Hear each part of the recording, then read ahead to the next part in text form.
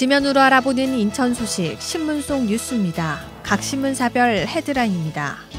먼저 기후일보는 항운 연안아파트 1270가구의 송도 이주를 위한 협의를 진행한 지 16년 만에 타결의 실마리를 찾았는데 이주 조정서에는 시와 해양수산부 등이 이견을 보이던 토지 교환 방식과 이주 절차에 대한 합의사항이 담겼다고 전했습니다.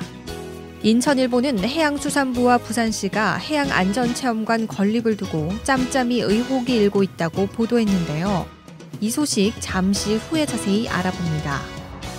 경인일보는 인천시가 인천시장직 인수위원회 운영에 관한 조례안을 입법 예고하고 이달 27일까지 관련 의견을 받는데 이 조례안은 내년 1월 13일 시행하는 지방자치법 전부 개정 법률에 지자체장 인수위원회의 운영 근거를 마련한 데에 따른 후속 조치라고 전했습니다. 중부일보는 검단 신도시 신축 아파트 입주 예정자들이 옹벽이 사라졌다며 반발하고 있다고 보도했는데요.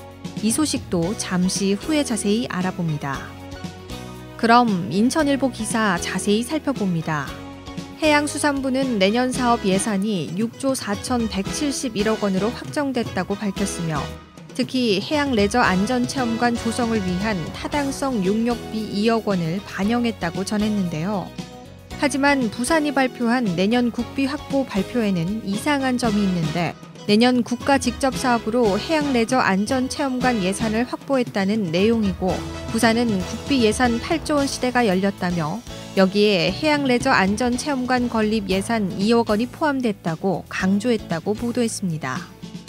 해수부는 부산이 왜 그런 발표를 했는지 모르겠다며 사전 모든 가능성을 일축했고 인천 A 국회의원실은 부산이 여러 곳에 로비한 것 같다며 당초 해양안전체험관 설계 용역비까지 올라왔고 국회 예산결산특별위원회에서도 위원 여럿이 증액을 요구했다고 말했다고 전했습니다.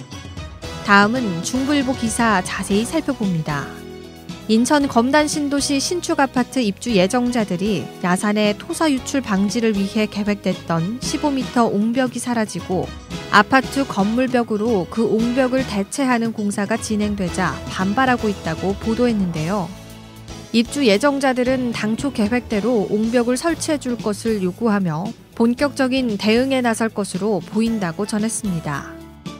이에 대해 건설업계 한 관계자는 주택벽을 이용해 옹벽으로 대체하는 건 무리가 있을 수 있고 야산 경사도도 커서 장마 등으로 흙과 물의 압박이 벽에 전달될 수 있다고 조언했으며 서구청도 난처한 입장에 처해 있는데 민원을 통해 내용은 알고 있지만 건축법상 강제로 어찌할 수 없다는 입장이라고 보도했습니다.